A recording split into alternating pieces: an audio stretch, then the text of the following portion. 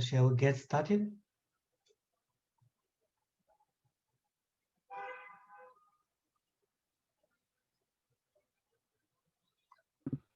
Please do.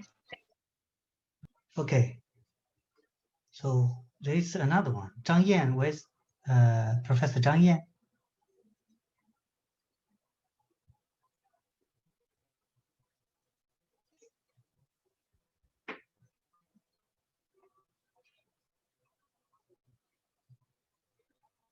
Hmm?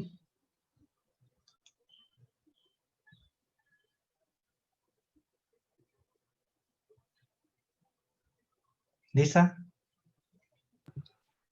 Yes, I'm just promoting her to panelist. So Okay. she'll be on shortly. Okay.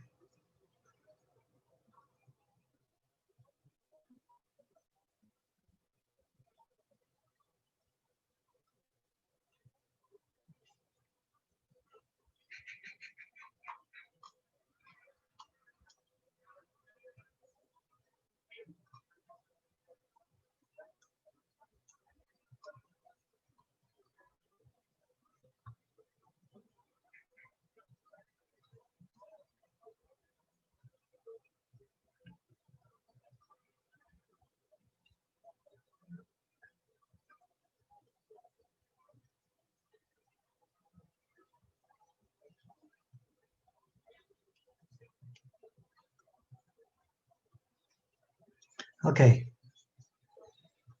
Professor Chang is with us now. Okay.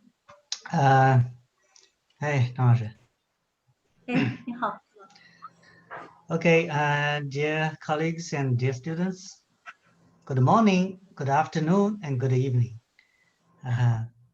Welcome to the 2020 annual meeting of TIISA.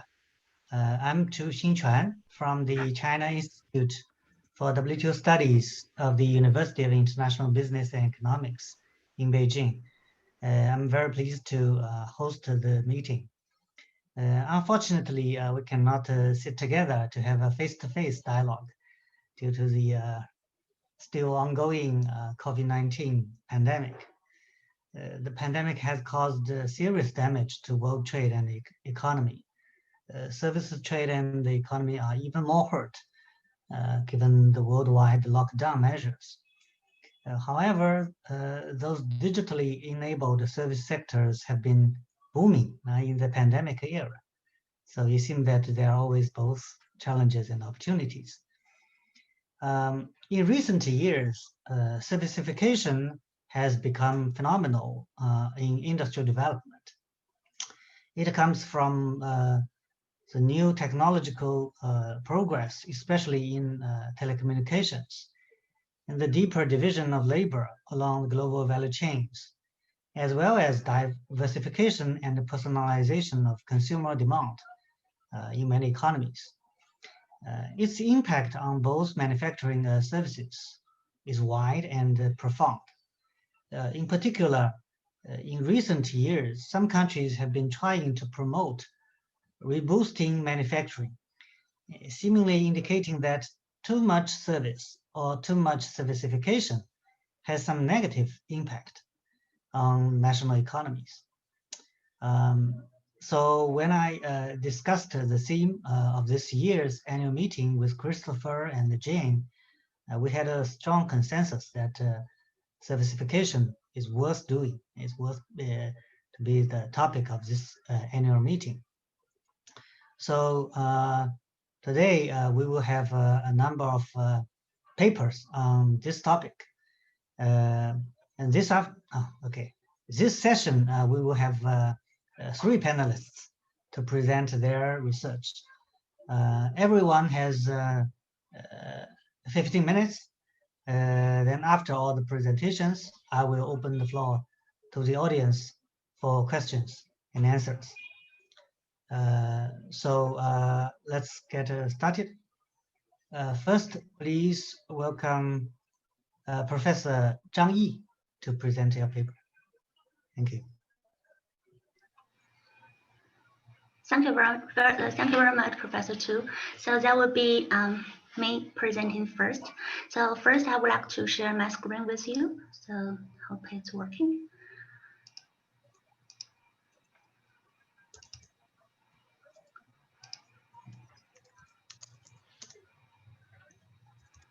Is it working? Yes. Good. Okay, great. Let me see. Okay, I would like to first turn off my video to make sure that my internet goes smoothly. I'll come back later after the presentation. Okay. Okay, great. Good afternoon, everyone. So it's really my pleasure to share our work with you in this session. Today, I would like to present a working paper titled Access to Services and Export Performance. And this is a joint work with Professor Findlay, Professor Hofsmann, and Dr. Liu. And we have to acknowledge that the paper is still a working project and is not even close to be finished. So any suggestions and comments are more than welcome, and we really hope to bring you good ideas and suggestions into the writing of the paper. All right, so let's start with the motivation of our work. We all know that services can be a very important input into industrial production, and we have seen that a significant part of goods trade includes trade in embodied services. So we may expect that services input can influence comparative advantage in manufacturing trade. But as we know that documenting such kind of importance is not easy.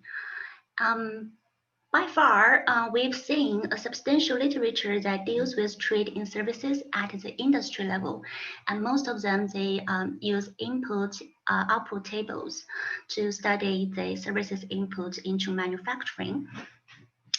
But the use of input-output tables to study trade outcomes is restricted to estimations at the industry level. But we also know that the empirical economics of international trade literature has moved towards the analysis of the firm-level data. But unfortunately, by far, there is limited progress of applying the firm-level input-outputs kind of information into the study. So this makes us thinking maybe we can combine some kind of, we say, the circumstantial evidence or indirect evidence with the firm-level data for the proof of the link between services and international trade. Okay, so given the limited time, I will skip the detailed introduction to the literature and focus more on what we have done so far. So our paper, so we try to add to the literature another piece of circumstantial evidence with respect to services inputs. And we would like to connect city-level services development to export performance for a large sample of Chinese firms. And especially in this paper, we'll focus on producer services, or someone called as professional services, which include transportation, storage and postal services, communication, computer, IT services, wholesale and retailing services, financial services, and rental and business services here. And in this paper, we would like to implement panel data estimation techniques, and we also control for a large set of firm characteristics and also fixed effects into the estimation. So we would like to improve the reliability of our results. Then our data, it's time to show the data. So we use 3 data sources. The first one is China Stock Market Accounting Research Database, known as TIISA. And this is a database for Chinese listed companies, and it provides detailed financial and accounting information for listed firms in China.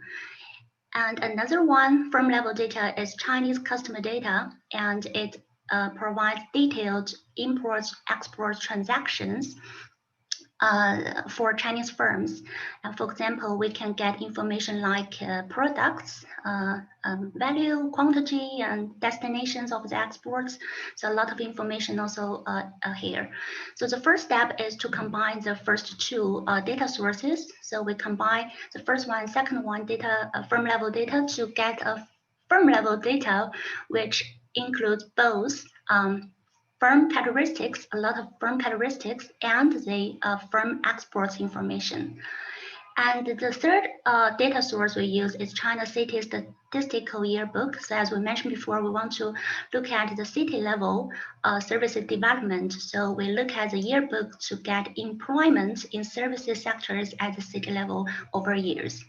And then we combine this one with the first two data sources by looking at the location of the firms. So after the merging of the three data sources, we end up with a large data set, which includes more than 10,000 firm year observations in around 230 Chinese cities from 2005 to 2015. Then some kind of empirical specifications. We have two specifications. The first one is at the product level. The dependent variable here looks a little bit complicated here. If you look at the notes here, we talk about exports from I's exports of product J to destination country K in city C and year T. So it's really a detailed level of kind of measure for exports. And the main explanatory variable is PS here, which is producer services. It is measured by the employment share of producer services sectors in total employment in city C and year T. And we also control for a large set of firm level characteristics, including, for example, total factor productivity and firm size, firm age, etc. And also we control for, because we use a panel, right? So we also control for firm fixed effects and product destination year fixed effects to control for firm heterogeneity and also control for some kind of, let's say, sector, country demand shifts, things like that. And we also have a firm level specification, and we aggregate exports across products and across destinations. So we have, now we can focus on firm level. So the dependent variable is firm I's export value in city C and year T. And as before, the main explanatory variable is producer services in city C and year T. But something different here is that we add an interaction term, which is a producer services development variable and SII index. What is this? It is a measure of services input intensity at the manufacturing sector level, and we took it from a recent paper by Liu, etc. in 2018. It's a measure for, as shown here, it's a measure for services input intensity or the need or reliability for of a sector for services inputs. Okay, so with these specifications and data, let's look at some preliminary results here. So first, if we look at the baseline results, we have 3 columns here. And as we mentioned before, the main explanatory variable is producer services. And the 3 columns, the first one is at product destination level, which means that we look at exports for specific products to a specific destination of a specific firm from a city and a year. So a second column is that we aggregate across the destination, so we get product level exports. And a third column, as I mentioned before, we simply aggregate across product and destination. So we look at the firm level. So let's look at the first 2 columns here. We can see that producer services, it is the variable, it is significant and positive in the first 2 columns. So it shows that services inputs are very important for export performance at product level for Chinese firms. But if we look at the third column, we see that the variable itself is not significant, but the interaction is significant here. It means that services inputs are very important, especially for those firms in services input intensity sectors. So actually, we also tried to add the interaction to the first two columns, and results show that the interaction is not significant. So it seems that it is especially important to distinguish for firms the high and low services intensity sectors. Why is that? So one explanation may be that in China, there are many manufacturing exporters. They actually would like to stay close to other manufacturing goods providers, but not actually necessarily call for more services inputs. So especially at the firm level, it is important to distinguish between firms with high and low services input intensity. Given the limit of time, so I'm not going to go through the control variables here, but almost all of them are consistent with our expectations. Then we also look at some firm heterogeneity, heterogeneous effects. We have 3 panels here. We have look at different firm age, firm size, and different numbers of destinations. And the first 2 columns is again at the product destination level, and the last 2 columns is at firm level.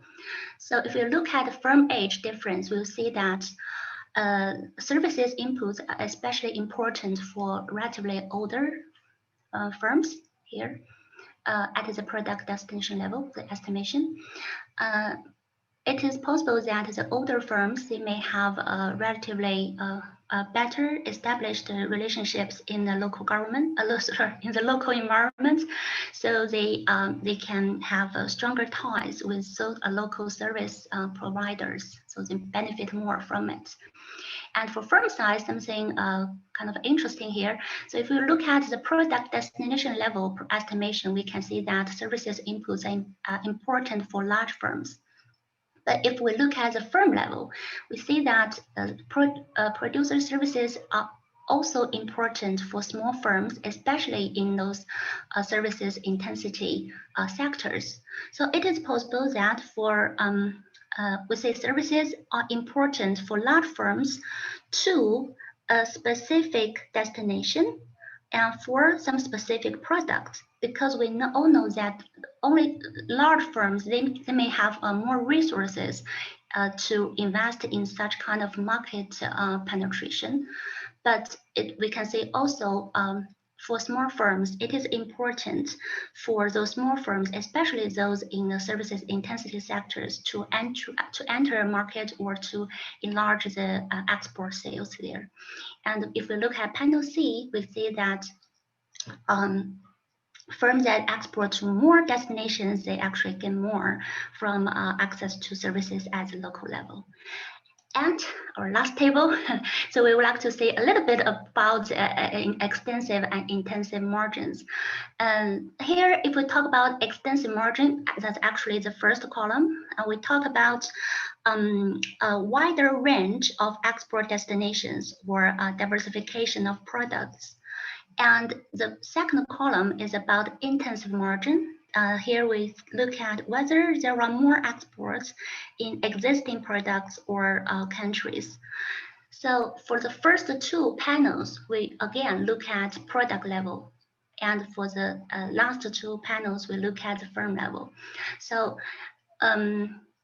let's look at the product level estimation. We'll see that here, services development has a positive effect on the average export value across destinations here. That would be the intensive margin, but we can see a negative effect on the number of products per destination. So it looks like we have the services are more important for intensive margin than the extensive margin, at least as the product level.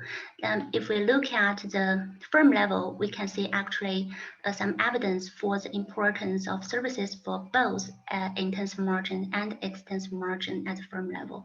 So although we get some kind of mixed results here, the overall picture looks like that actually services are important, especially for intensive margin, because we have looked at some consistent results from both product level and the firm level. Okay, let me quickly wrap up here.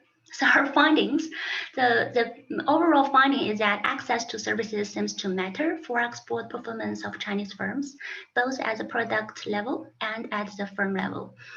And we also find evidence that services are important for older and larger firms, but also some evidence for smaller firms, especially in services input intensive sectors, services are really important.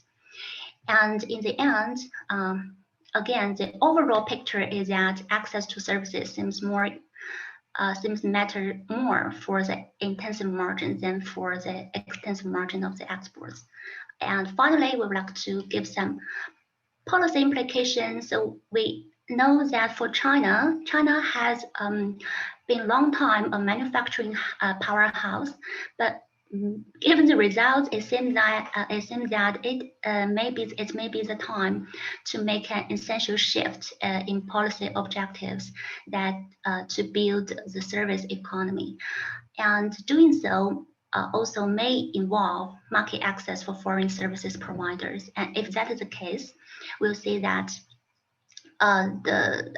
maybe supporting or putting effort to put services trade a prime objective for China is very important in the coming years. Okay, that's all. Let me first stop sharing the screen and give back to to Professor Tu. Yeah. Okay. Thank you, Professor Zhang, for your positive findings of the role of services in exports. Okay. Then second, let's welcome another Professor Zhang Yan. Okay, so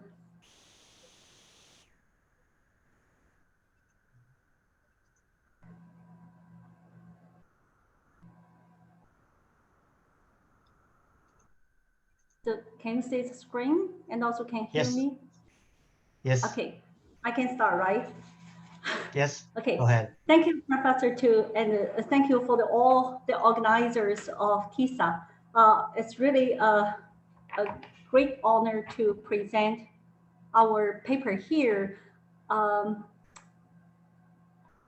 So actually, it is a very interesting paper, and it is co-authored by Professor Findlay and also one of my PhD students, Hong Xu. And he also presented a paper on the session of PhD workshop. And for his presentation, actually, he mostly focused on the pattern of China's servicification of manufacturing industry. So in my presentation, I will focus on the effect of value-added tax reform on servicification of China. Some contents. Let's go to the motivation. So this is an interesting phenomena because actually recent decades have seen very increasing close linkage between services and manufacturing sectors. And also the share of manufacturing sectors in value-added jobs in developed countries, especially in OECD countries, between 2000 and also in the last 3 or 4 decades actually dropped more than 10%. Meanwhile, we also see some cases of some traditional manufacturing giants, such as GM, like Philips or IBM, have achieved breakthroughs through business transformation, especially towards services sectors or services products. Then the increasing use and also the sales of services in manufacturing firms, which we maybe we define it as servicification of manufacturing, a very important phenomena in the world. But I think most of papers actually work on developed countries, and also for China, most paper just focus on the input side. As Professor Zhang Yi has already talked, the service uses, and this is facts on the export of China's manufactured goods trade. So we focus actually on the output side, and also we focus on China, China as a world factory in the world. So maybe China's manufacturer is very famous. And how about the services sales and the services output for manufacturers firms in China? It is more related with China's upgrading of manufacturing industry, especially for the upgrading of the quality of the product, and also to increase the reputation of made in China, China's product. So for China, it's also very interesting and a very important question. And the other focus is on value-added tax reform, and how about this reform on manufacturing certification? So as we know, most developed countries, they apply or implement value-added tax reform. But for China, for manufacturers, actually, we have already implemented a value-added tax in manufacturing sectors. But for services, actually, China started in 2012 to implement services sectors to replace a kind of sales tax to value-added tax reform. Then, our question is not only to see the effects, yes or no question, but we also want to know the mechanism, how this value-added tax reform or this policy could have effect on certification of manufacturers.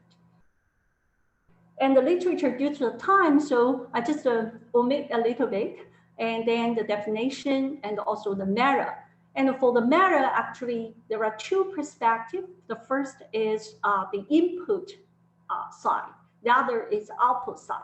So most of paper, especially for China, actually focus on input side. They just use input-output table and then to measure on industry level the certification of China's manufactured. But for the output side or the sales of services, because the data is very difficult to get, so it is a little bit difficult. The third literature is very related with us. It's about determinants of certification and also some effects of certification. And yeah, especially people focus on services regulations or services reforms, also maybe on the effect of certification on maybe productivity or competitiveness, or like John's paper, it's on the export performances. And our contribution, so first we use, I think maybe that is the first paper for China to use the output perspective to measure the certification of manufactured firms in China. That is on firm level. So we just set up a kind of very unique database and mainly collected the service production sales of Chinese listed manufacturing firms. And then collect this data, and then we could get the each firm's services sales or services products. Then we combine all of them together with the value-added tax reform, and then to set up our data. And then the second is we focus on value-added tax reform. So we use a kind of semi-natural experiment for the value-added tax reform in China for different city, different provinces, different sectors, and different time. China uses a pilot policy, and then we just take advantage of this schedule and to set up a triple different strategy to identify the causal effects of tax reform on certification. And also just enrich the determinants on manufacturing certification determination, and also enrich the literature of this tax reform from sales tax to value-added tax. So this tax system reform may have effect on the performance of the economy. So we enrich a little bit for this. Okay, about the data. So the data, we'll use China listed data. People may think that maybe the data is a little bit biased, but that is the only database we can obtain. And then we try to manually collect each firm's statement of operating revenues table. And we got almost 10,000 types of products, including goods and services. And then we just keep all these services sectors, and then to coordinate with the sector classification of the bureaus of taxation in China. And then we only contain 18 services product or services sectors in our database. And then finally, we got a big database. And then the time period is from 2010 to 2016. Then here the services sectors, the 18 subsectors. Actually, we can combine to 7 services industries. And so due to time, I just stop here.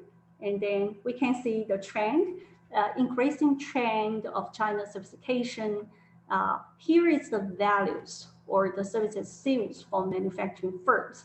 And here is the number of certification firms in the listed market.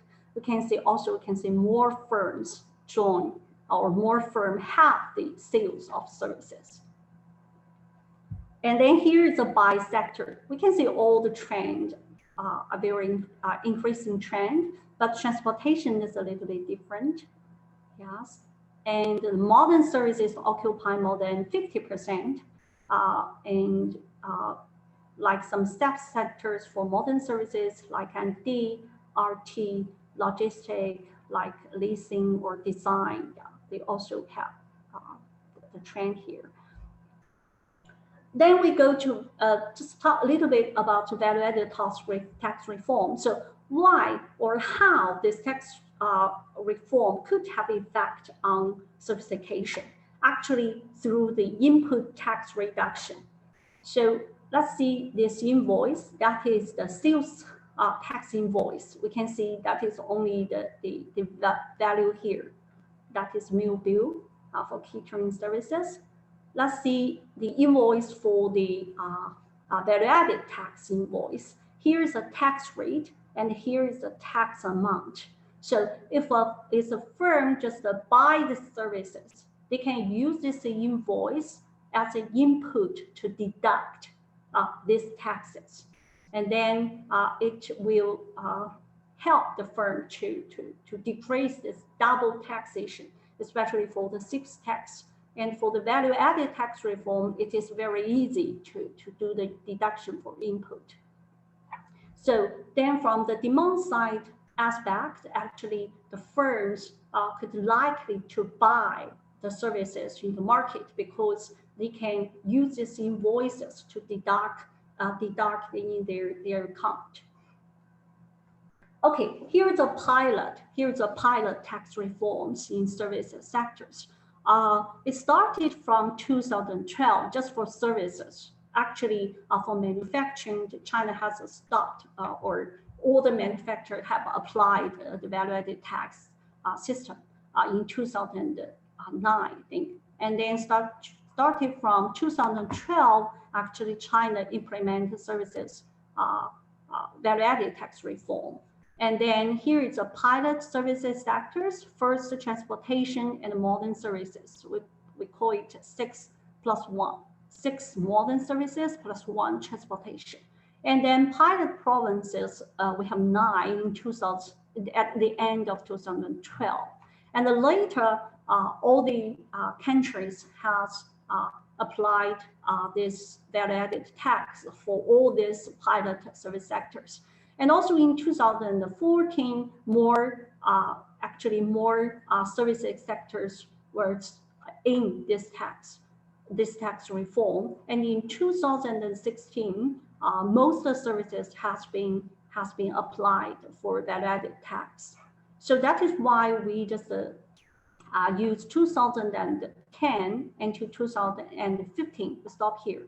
And in our robust tax, we also extend the data to 2018 and to use this 2016's application, and then to set up a kind of the dynamic triple difference methodology.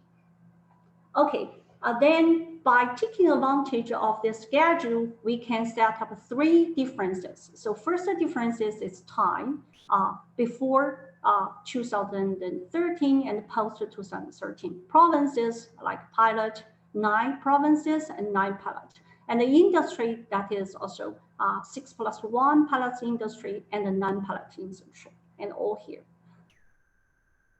And the model, so it is a pretty easy triple differences model, but we just control a lot of the fixed effect. So first, for servicification, we have this kind of intensive margin by using revenues of services sales, and also kind of intensive margin. So we use a dummy of servicification for each manufacturing firm I, and also in industry K in province P, and in service sales sector J in type T.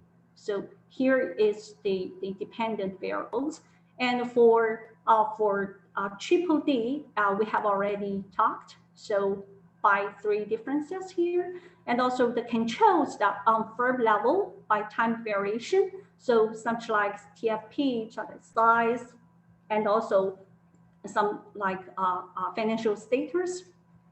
We also control a lot of fixed effects, such as firm fixed effect, that is service sector fixed effect, the time fixed effect. Here's province time fixed effect, also the manufacturer sectors time fixed effect. By control all the fixed effect, we got the results here. So here's a probability that is for the dummy. Here is the revenue, that is for the intensive margin. We can see value-added tax reform really have the positive and significant effect on servicification on revenue level, and also on the probability, more likely to servicitize for manufacturers. And then for identification, we do the common trends. We can see before the reform, before 2013, all the coefficient of the year dummies are not significant. And after 2013, all the coefficients are positive and significant, and it is satisfied the common trend. And then for the placebo test, we just random take like 500 times to say if this policy is random, or if the random policy there, if this effect is still there, and then it's almost 0. That means that we just pass the placebo test. And for the robustness, we do a lot actually. So we just report some of them based on methodology for the logic model and PPML for the intensive margin. And also we have the dynamic DDD, and also we have the SOE heterogeneity effects, also some other clusters. And all the results are here. We can see all the DDD coefficients are positive and significant. So here's a tax rate, because we only have the triple D, that is 0, no tax reform, that is 1, that with the tax reform, but the tax rate are quite different. So we also use the tax rate here to see if there is some effect. Yes, the effect is still here. And that is for the dynamic. So we extend this data to 2018 to add more variation for the tax reform in 2016, right? So yeah, for the dynamic, the results are still positive and significant. And then for the mechanism, actually we trying to find some of the mechanism. Some results are really happy, but some of them are really not. So we just want to hear some comments for this part. So we have 3 mechanisms. First is industrial linkage. The second is for the computation. And the third is the firm level productivity and the firm size. And then for the linkage, actually we use this kind of measure to measure the linkage of this manufacturer's industry. Okay, so the first part is about the direct. So that's direct, actually, that is the services input intensity calculated from input output table. So that means, okay, these manufacturers could rely rely more or less on this services input. If rely more, that means, yeah, this tax reform could have more effect. So then about the value-added tax rate. If the tax rate is high, that means more taxes could be deducted. If that is bigger, that means this effect of this reform could be bigger on the servicification. So that is the linkage, and we just use the introduced the interaction terms here, yeah, to see the effects. And here's the rate, the value of the tax reform rate for the service sectors, pilot service sectors. And the second is about the computation effect. So we use this Huffendale index to measure the market computation for manufacturing industry. So that means if this manufacturing industry is more severe, that means this sector or this manufacturer firm could be more likely to do certification. Maybe because this manufacturers has no profits or they cannot earn more profit, so they will transfer to some other industries, maybe some services. And here's a very preliminary results. We can see, yeah, so this is the computation interaction term. We can see, yes, more computation, yeah, more like less computation, more computation, less like, sorry, more computation, more like to be servicitized from the manufacturer firm. Okay, and then the linkage here, that means if this manufactured sectors or firms more linkage to these services sectors, and it is more likely to be servicitized. So here, that is probability, here the revenue. And so for this size and productivity, actually, we didn't got the results. We try a lot of measure for the productivity and also for the size, but we couldn't get very good results. So we think something like this, maybe for China, because we are still a manufactured country. Okay, so most manufacturing firms, they focus on manufacturers' processes or the procedures. So that means the most productive firm or the biggest firm or the best firm will do the servicization. Maybe in developed country, that is the case. But for China, maybe that is the firms with the middle productivity or less productive firm could do the servicization. Maybe that is a kind of the escape from the competition. Or for the size, we still got the same results because the results are not very stable and robust. So yeah, we still need more work for this. I think almost here. So here is all the conclusions. So yes, VAT tax reform definitely will improve the certification for China. And then the results are very robust to different identifications, to different setups, to different heterogeneous, and also SOEs are new to VAT reform, and private firms are more likely to servitize. And also the linkage or the industrial linkage, especially now we mostly focus on the demand side that really works. So we still need more work for the supply side. And yeah, I think we could get the result for this kind of industrial linkage. But for the productivity, especially from firm level heterogeneity, like productivity, like age, like size, or some others, actually we didn't got the expected results as some result in some developed countries. Okay, thank you. Thank you for me. So, Professor Tu. Okay. Thank you, Professor Zhang, for your excellent presentation. Very interesting story. Huh? Thank you. Actually, there are already a number of questions for you. Okay, then the third one is Professor Radka Sabolova, please. Hello, so let me share my screen with you.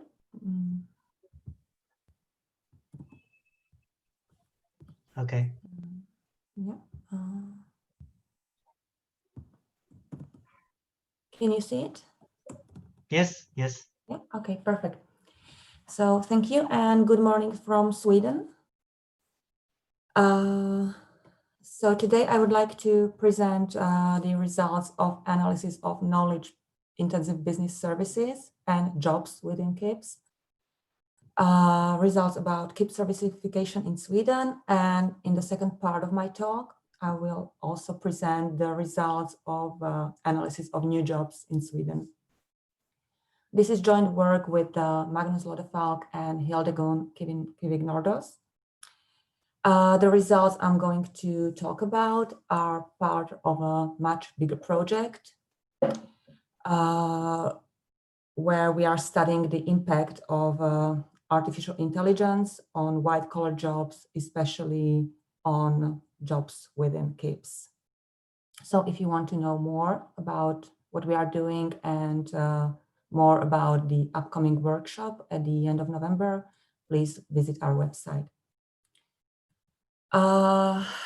So in this slide, I would like to just list a few reasons why companies might need more services. So these are, I guess, just well-known facts. Regarding the last bullet point, this might happen when, due to increasing outsourcing, services that were previously produced in-house are now purchased externally as inputs. And then the use of services in manufacturing would not actually increase, but it would just show up more in statistics. So that's why servicification can be a statistical phenomenon or a real change. Why we are interested in knowledge-intensive business services? So knowledge-intensive business services represent a group of services that emerged rather recently, but they became one of the fastest growing sectors, and their role in economy is crucial and irreplaceable. Outputs of KIBS companies are services with high intellectual value, which are supplied to other firms using tacit knowledge these firms lack. They have a very important role in innovation, and that's why they might be very useful for companies if they want to become more productive, because the use of KIBS may contribute to the adoption of new technologies and enhance production processes. So as their name suggests, KIBS heavily depend on knowledge, skills, and human capital. In literature, there is no definition of KIBS. It really depends on the author. Some authors use industrial classification to list the number of sectors which are KIBS. Some authors, they just list a number of properties that the sector should have in order to be KIBS, and other authors just study the relationship between KIBS and the rest of economy. But most authors agree on the following sectors: IT professions, research and development, architecture, engineering, legal and accounting services, and advertising. So let me say a few facts about Sweden and its economy. So Swedish economy is developed, export-oriented, and high-income economy. And the best known Swedish companies are probably Volvo, IKEA, or Ericsson. According to the report on servicification in EU by Swedish National Board of Trade, Sweden is one of the most servicified countries in the EU. They used an index in which a country achieves the maximum of 3 points if it has the highest value in the EU in all 3 dimensions of servicification. So service inputs, employment, and output. Sweden, unlike some other countries, as you can see, has relatively high share in all 3 dimensions of servicification. On the other hand, Romania has also no point when it comes to output. Manufacturing in Sweden is in decline. Manufacturing's share of overall employment is falling. So in this plot, we can see the number of people employed in manufacturing from 2002 to 2015. And not only the number is falling, but the actual share went down from approximately 18% to 12%. Here I plotted the map of Sweden. I would like to just point out that most of the population live here in the southern part of Sweden. Here is Stockholm. And in these plots, I plotted the share of people within each local labor market, which are employed in manufacturing. And here, the darker color, the higher share of people working in manufacturing. Here, the darkest part is probably the region in which IKEA is. And you can see that the share of people working in manufacturing is decreasing, but the concentration in which areas the manufacturing is more or less still the same. So let me also present some results on KIBS servicification in Sweden. Employment in KIBS sector is increasing steadily. So right now we have data available only until 2015, but we can expect KIBS sector to be still growing, and the number of people working in manufacturing and KIBS is almost the same by now. Share of KIBS jobs within manufacturing is also growing from approximately 11% to 16%. And KIBS servicification is changing the employment structure in manufacturing. In this plot, I plotted the share of people with post-secondary education working in a KIBS jobs employed in manufacturing sector. So the share of people, of skilled people, educated people is growing quite fast. In the second part of my presentation, I would like to show you the results on new jobs in Sweden.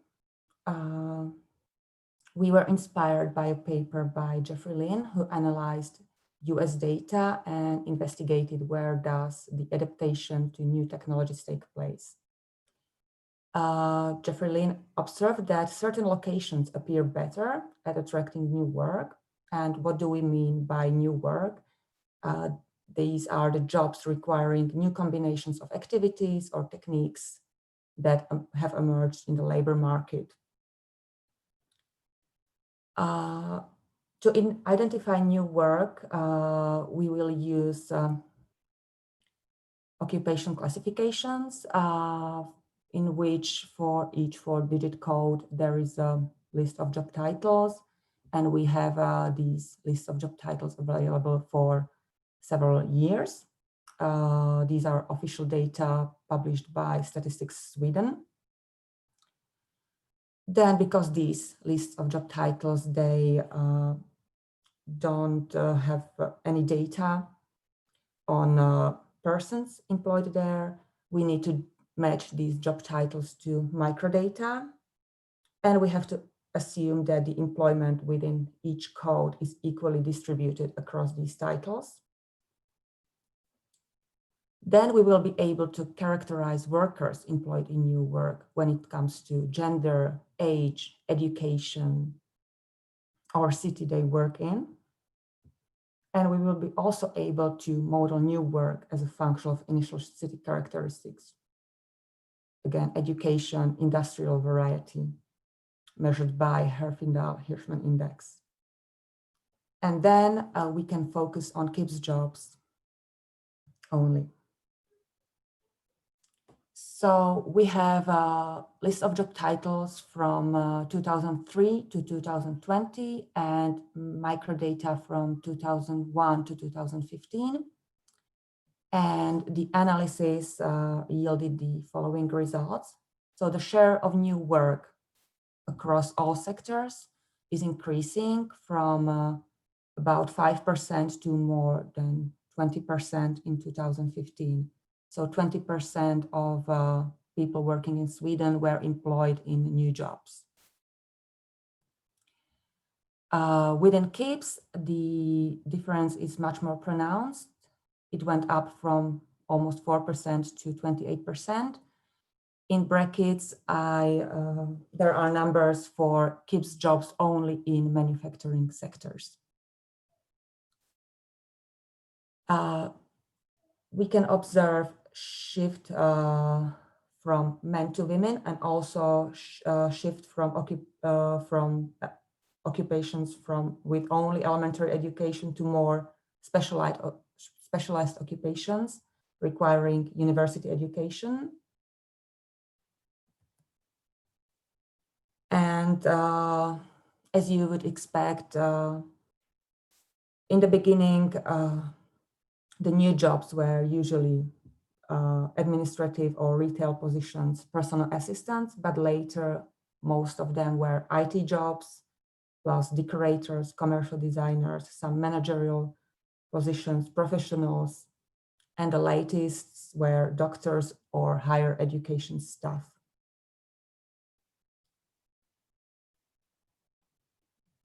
I would like to, and some funny jobs that appeared were also dog walkers, for example, or card readers services, but they didn't appear in manufacturing later.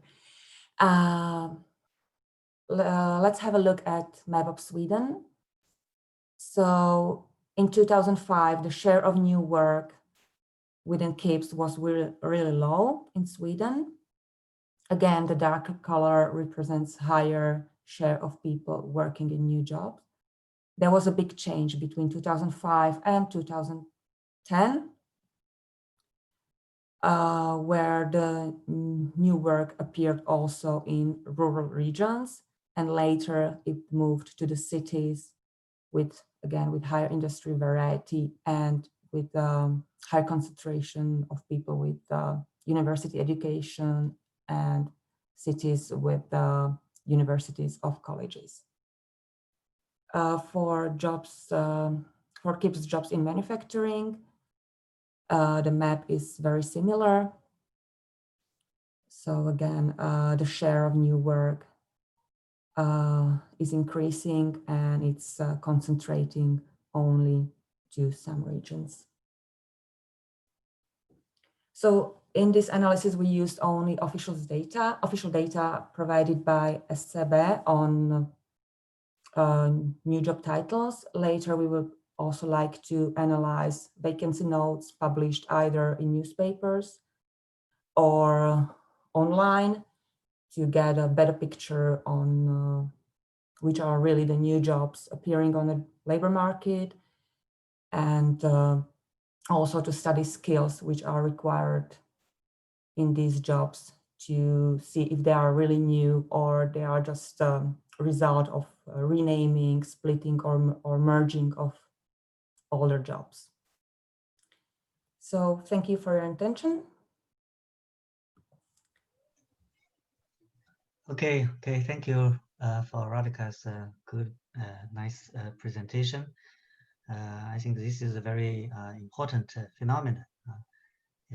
This knowledge-intensive business services will have a significant impact on employment and other social dimensions, I think.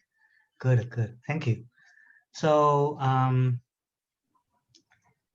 now I will, actually there are already many questions being proposed and answered in this in this Zoom, and but I will still open the floor to the whole audience. Do you have any questions to the three panelists?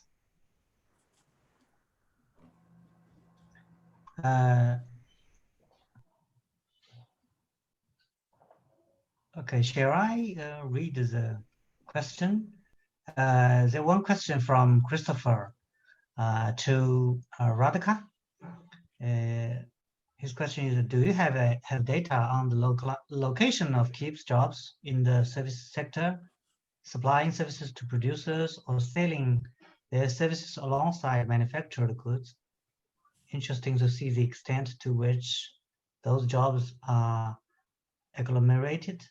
Prediction is that they would be more concentrated than jobs in manufacturing. Can show you Melbourne, Australian data on this process. Okay, So, would you like to give a response? Yeah, let me start with the last sentence. So I dealt only with Swedish data because Swedish has very detailed data on all companies and all individuals. Like we have data on everybody, where is he or she employed, in which sector, and what kind of job he or she is doing. So I have no access to Australian data, so I can't say anything about that. And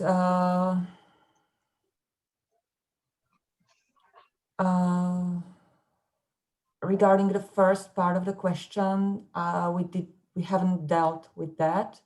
I'm looking only at the labor market data. And it's just a beginning of our work in that. So we could definitely have a look at that. So far, okay. I have no answer to that. Okay, good. Professor Tu, can I raise a question to Zhang Yi and Professor Findlay? Sure. Go ahead. Yeah, maybe that is questions, maybe some of them, maybe comments or suggestions. Okay, so about the stock market data, because you have to merge the stock market firm with the customs data, right? And how could you just merge these two databases? Sorry. It took some time to merge the two data sets because both of them are very large, and we both use the data codes, but we also did a lot of things manually. So we merged the company names. So we use the company name as the identification to merge the two data sets, basically. Yeah, but it did take a lot of time. Yeah. Yeah, because for the listed firms, actually we have maybe like a headquarters, right?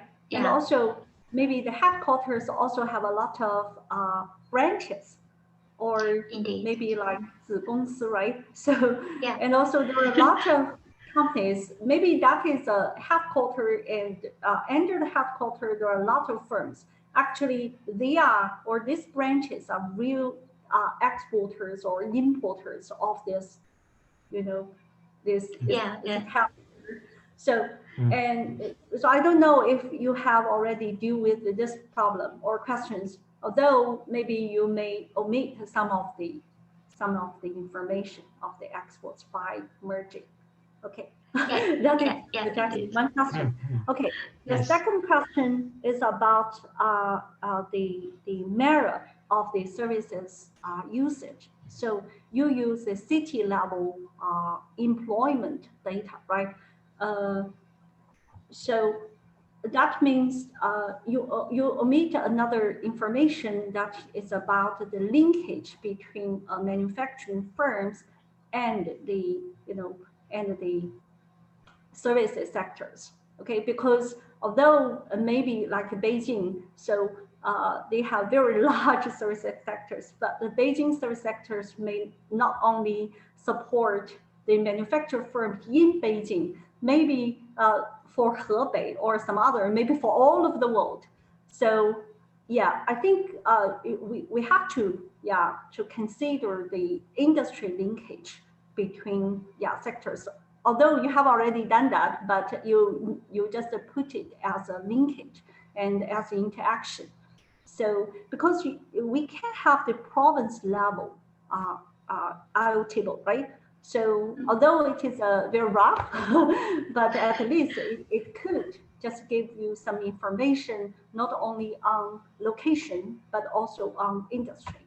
So I don't know if the city, the city level is good, because normally people may think, yeah, China as a province border it doesn't really work. But for city like Shenyang's company also could support some firms within maybe Liaoning province. So I don't know if so you may be a little bit robust maybe to check your results. So that is the second one. So the third one is about your cluster. So because your independent variables is based on city level, right? So you the better cluster on city level, but not on, I think you cluster on product destination level. Yeah, so yeah, you have to cluster on city level at least, because it might have a big effect on your results. So that is the third suggestions maybe. Thank you. Thank you very much. I totally agree with this suggestion and comments. And for maybe I answer from the last one to the first. So for the first, if you look at the baseline result, if you talk about cluster, I totally agree that we have to cluster at the city level, cluster at that level. Actually, that is what we have done for the firm level analysis. I mean, the column 3 of baseline results. But for the first two columns, we tried both. So we tried both the cluster at the city level and product destination year level. So we tried both. But then at some point we decided that we present the paper, the results in this way. But thank you very much. I totally agree with the cluster thing. And for the second one, indeed, that is something that we need to consider in the next stage. At least, as you mentioned, we can do some robustness checks at different levels and maybe try to use some province level input-output tables, try to integrate into our paper to establish some kind of linkages between sectors to make our results more robust. Thank you very much. It's very nice suggestion. And for the first one, yeah, there are some kind of headquarters, branches, this kind of complications when we merge the data. We took that into consideration by manually compare this kind of, for example, there's company names, because for branches, somehow it can reflect the name can reflect some link with the headquarters. So we did something, but we cannot say that we make 100% sure that we didn't omit anything, as you just mentioned. Yeah, that is something that maybe next time in our next stage, we'll also would like to check whether there are kind of omission at this point. Thank you very much for your suggestions. Yeah. Okay, good discussion. But Jane has some questions for you. One question for Professor Zhang Yi. Why only look at the correlation between local services inputs and export performance? What about looking also at the role of foreign services inputs in export performance? In the paper I presented on Friday, I showed that, for example, China is a big downstream trading partner for Australian services trade. China re-exports 7.2 billion of imported Australian services content embodied in Chinese total exports. And Australia also imports services from upstream trading partners such as the USA and the EU, which significantly add value to our manufacturing and primary sector exports. I think it is important to focus both on domestic value-added content of services in manufacturers and also foreign value-added content of services. long question. Short answer. Yeah. Yeah, okay. Thank you very much. That's what you have mentioned is exactly the case. It is very important to look at both domestic and foreign services input. But what restricted us is again the data availability. We kind of didn't find a good way to measure the access to foreign services somehow. And even for this one, because we did some city level analysis, we tried to find some value added data on domestic local services at city level, but it didn't work. So even not to mention, not to mention to find some good data on to measure this foreign input services. So that is something that actually also raised, I mean, to analyze both domestic and foreign services inputs. Also, this question has also raised by a recent paper by Professor Liu and Wei Shangjing, and actually the one I mentioned in a presentation. So they looked at both domestic and foreign services inputs, but what they did is at a macro level. So we would love to. And maybe if, as suggested by Professor Zhang Yan, if we somehow look a little bit, not at the city level, maybe if we look at the province level, or we have to try to find kind of a measure for this foreign services inputs. But I totally agree with you. I totally agree with you. And I also think it is necessary. But how to put that into practice, we still have to figure it out. But that is something, at least we need to add something into the limitations of the paper, at least. But we still have to, we still hope to do something, not just say that it is important, but we cannot do. So that is a very good suggestion. Now we really hope to do something later on. Yeah, thanks.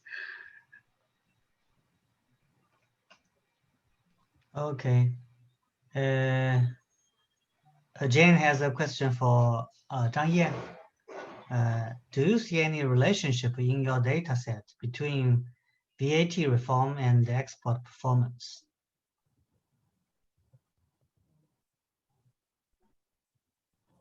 Do you understand the question?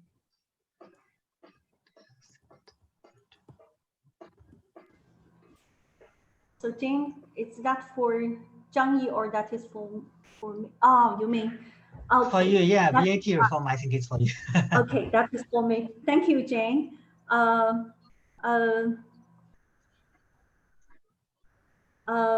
Actually, we have controlled export dummy, but we haven't found the positive and significant results. So that means it doesn't mean, okay. So sorry, that is a different direction. Sorry, we didn't do that. Actually, we control this,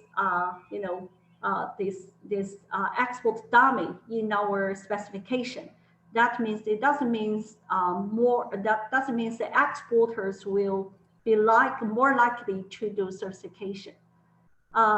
Yes, we have to check that if this value-added reform could have effect on export performance. Actually, we did another paper that is on service export, because this reform, value-added tax reform, are implemented in services. So, yeah, we have done some work for that. We have found positive and significant effect of certification, value-added tax reform in services on services exports. Yeah, but for manufacturing exports, yeah, that's a good extension. We could have a try. Thank you. Okay, good. There's another question for Professor Zhang Yan from Magnus. Perhaps the services you look at are quite diverse and some low skill.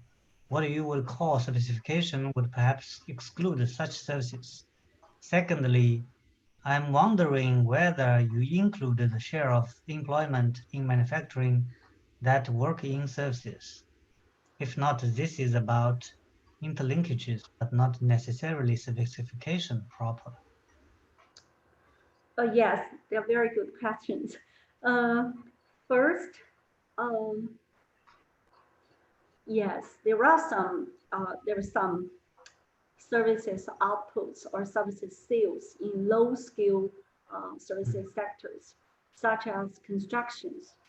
But according to my memory, I think more than 50% are modern services, such like R&D, RT, or consulting, some others, and also like logistics or transportation, because yeah, they are for manufacturing firms.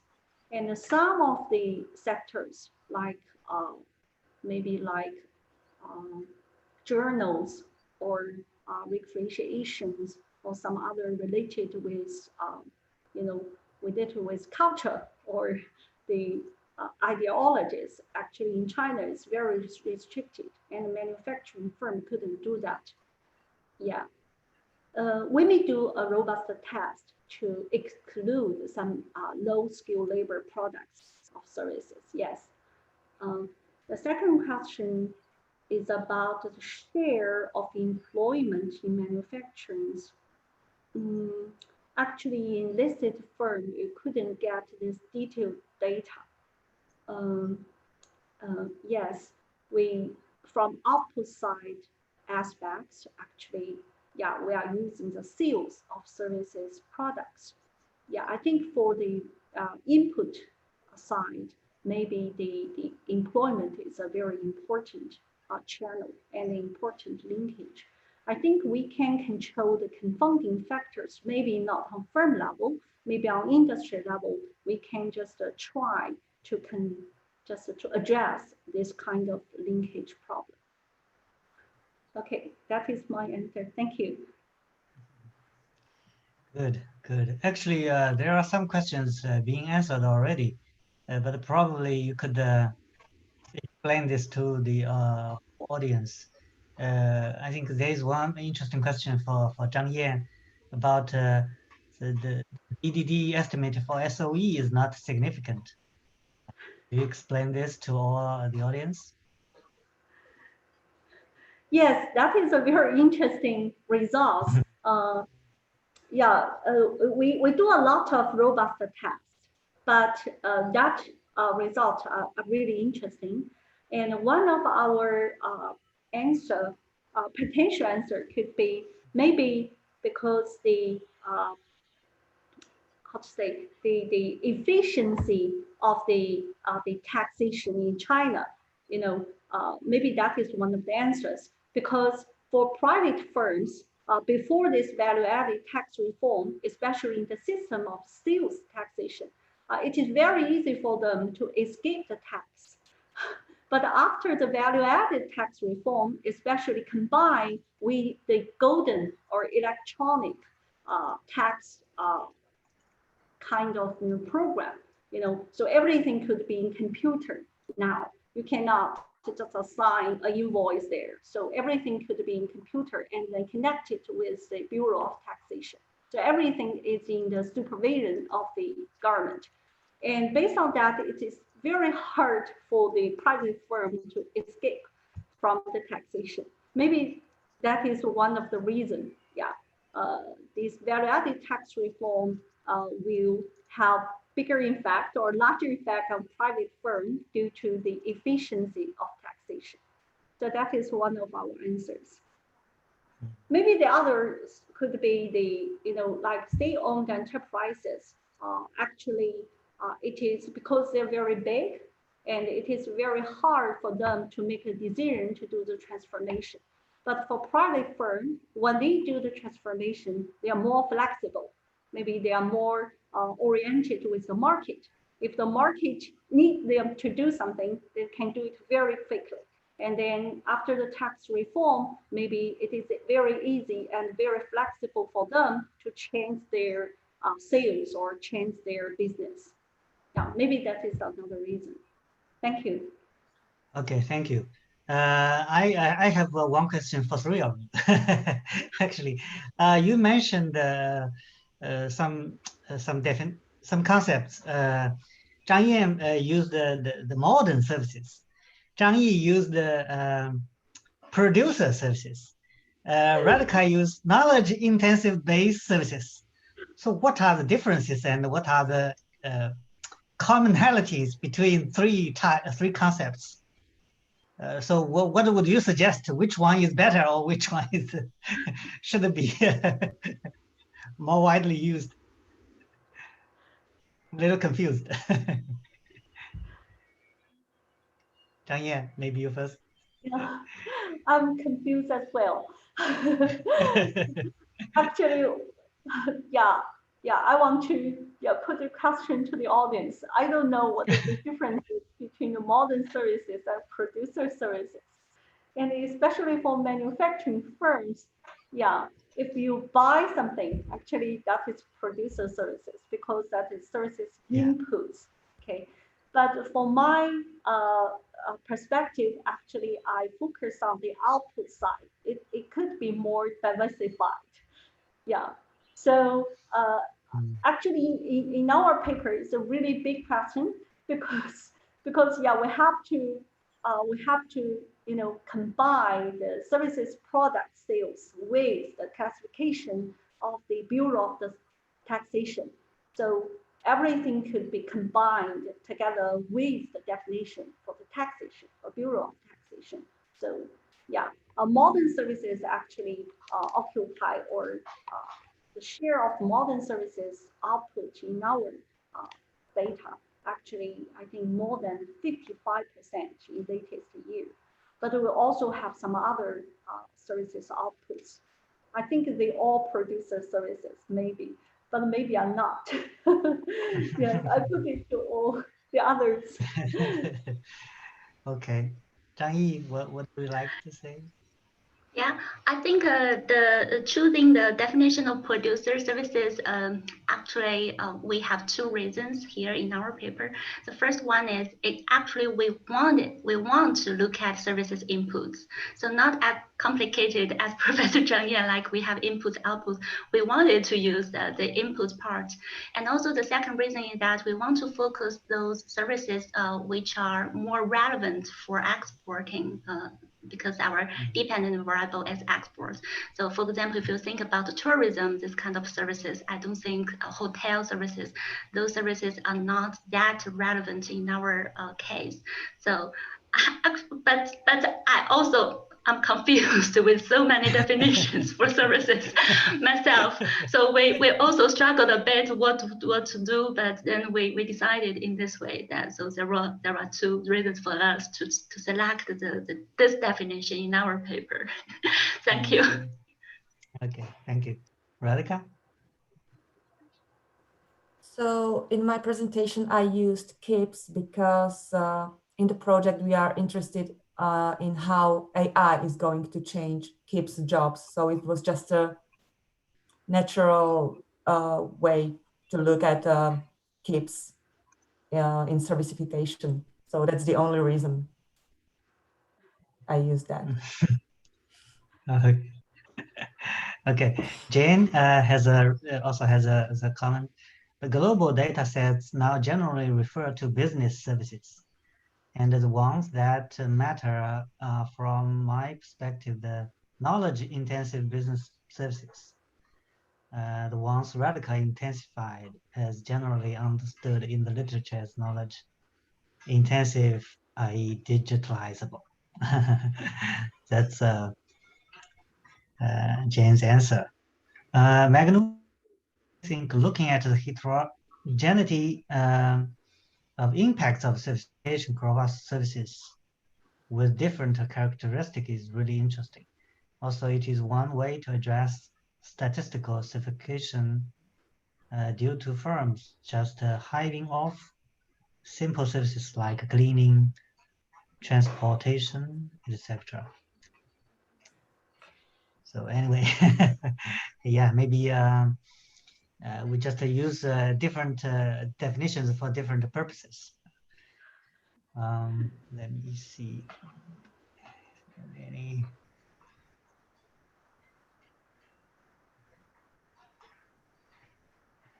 Okay. So any more questions?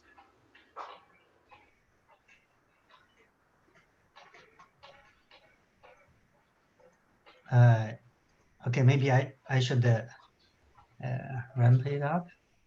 Sorry, okay. Thank you for the excellent presentations and very lively questions and answers, discussions. So anyway, I think servicification is really a very interesting phenomenon.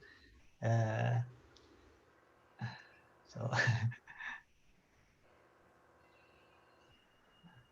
okay, anyway, very interesting phenomenon. So first, more and deeper studies. So today, 3 panelists have presented their very new researches, which are very interesting, I think, from different perspectives.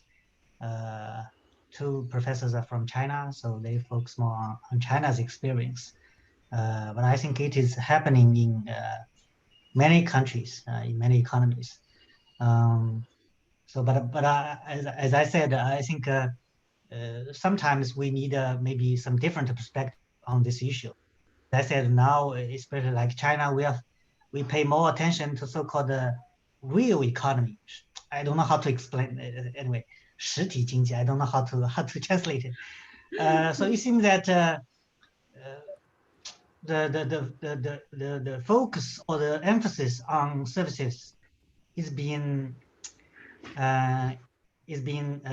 degraded a little bit, at least. You know, I just attended a meeting hosted by the Beijing municipal government. You know, the Beijing government is trying to increase the share of manufacturing in the next 5 years. So, you know, Beijing is considered a very services-focused economy. But right now, the government is trying to increase the share of manufacturing. So they kind of thinking that services are a little bit hollow. So as I said, it is worth more attention. I think more studies.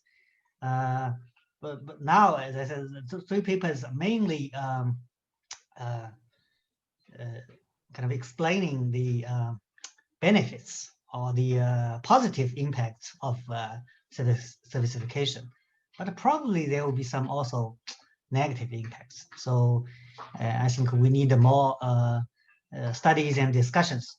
Of course, today we just have half a day, 1.5 hour discussions. Tomorrow and there are other papers and discussions in the coming days. So and thank you all, and looking forward to the discussions in the coming days. Thank you. Thank you. Bye-bye. Thank you very much. Bye.